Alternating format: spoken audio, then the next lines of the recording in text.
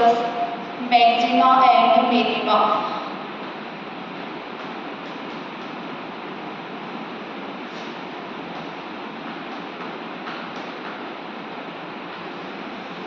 Maxima और minima होता क्या है? हमें किसी भी फंक्शन की मैक्सिमम और मिनिमम वैल्यू बतानी है कि वो वैल्यू कितनी होगी और किस पॉइंट पर होगी। फॉर एग्जाम्पल हमारे पास स्टॉक प्राइसेज होते हैं, वो मान लेते हैं कि यहाँ से स्टार्ट हुए, फ्लक्चुएट होते रहते हैं, तो इसका जो मैक्सिमम पॉइंट है वो क्या आया हमारे पास? ये वाला पॉइंट आया। और मिनिमम पॉइंट कौन सा आया? ये वाला। तो इसके कॉरेस्पॉन्डिंग जो y की वैल्यू होगी वो हमारी क्या होगी? y minimum. और इसके कॉरेस्पॉन्डिंग जो वैल्यू होगी वो क्या होगी? y maximum. यहाँ से ध्यान से देखें, ये हमारे पास एक ग्राफ है, ये ग्राफ हमारे पास दूसरा है, ये x और y, ये x और y। ये आपको माउंटेन जैसा दिख रहा है।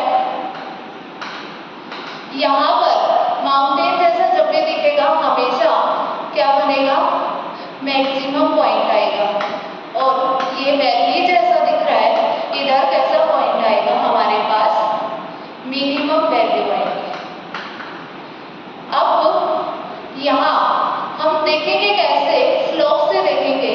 स्लोप में होता क्या है? यहाँ देखें, स्लोप हमारा पॉजिटिव पॉजिटिव पॉजिटिव पॉजिटिव, और यहाँ कितना हो जा रहा है? स्लोप 0, क्योंकि किसके पैरेलल हो गई है? हमारा स्लोप एक्स एक्सिस के पैरेलल लाइन हो गई है। और एक्स एक्सिस के अगर पैरेलल लाइन होती है तो स्लोप क्या होता है? 0। इधर स्लोप क्या? Negative negative negative. तो हमने देखा कि मैक्सिमम जो पॉइंट होता है उसके ऊपर स्लोप क्या होता है? 0 होता है। स्लोप क्या होता है? dy/dx = 0। सेम आप इधर देखें कि अगर मिनिमम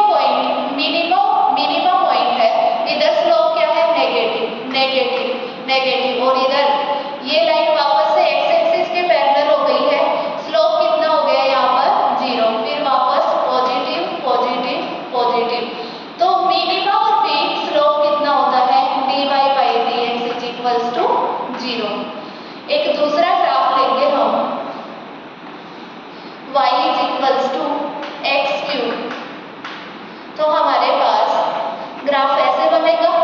कौन से? फर्स्ट और थर्ड क्वाड्रेंट में सिमेट्रिक होगा ग्राफ।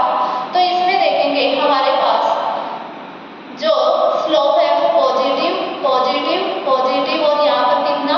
0। वापस से कितना? पॉजिटिव पॉजिटिव और पॉजिटिव।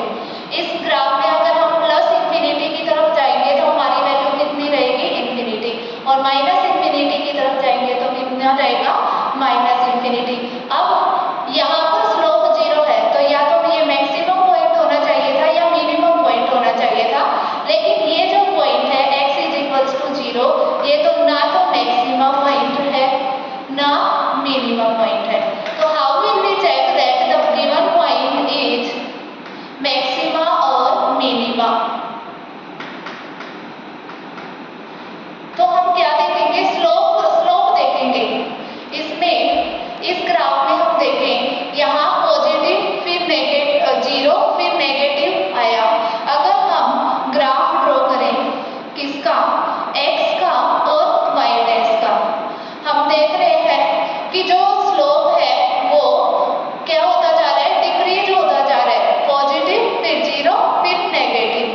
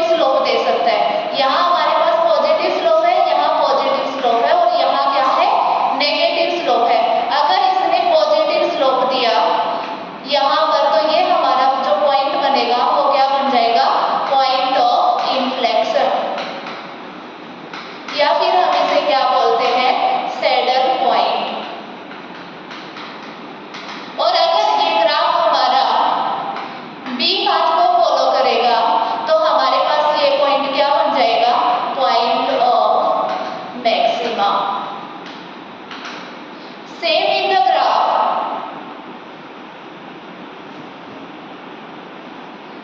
ये ऐसे हमारे पास अगर कोई ग्राफ है तो अब इसके पास भी दो चॉइस है कि या तो ये ग्राफ ऐसे जा सकता है या फिर ये ग्राफ ऐसे।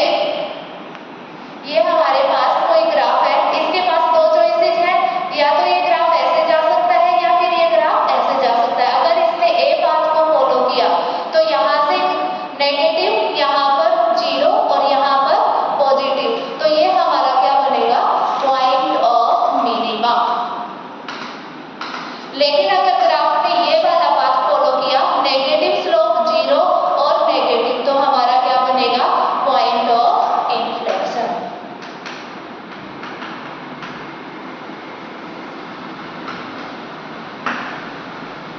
तो हमने स्टेप्स पढ़े हैं मैक्सिमम और मिनिमम फाइंड करने के लिए कि सबसे पहले हम dy by dx is equals to 0 put करते हैं, वहां पर जो पॉइंट्स आते हैं उनके ऊपर हम डबल डेरिवेटिव की वैल्यू चेक करते हैं। अगर डबल डेरिवेटिव की वैल्यू पॉजिटिव होती है, अगर डबल डेरिवेटिव की वैल्यू पॉजिटिव होती है तो हमारे पास कौन सा पॉइंट, ग्राफ में कौन सा पॉइंट आता है, मिनिमा आता है। और अगर y डबल डैश की वैल्यू लेस देन 0 होती है तो कौन सा पॉइंट आता है, पॉइंट ऑफ मैक्सिमा। अगर y डबल डैश की वैल्यू 0 हुई तो कौन सा पॉइंट आएगा, इन्फ्लेक्शन पॉइंट आएगा। अब नेक्स्ट देखेंगे, एग्जांपल के थ्रू हम इसे समझेंगे।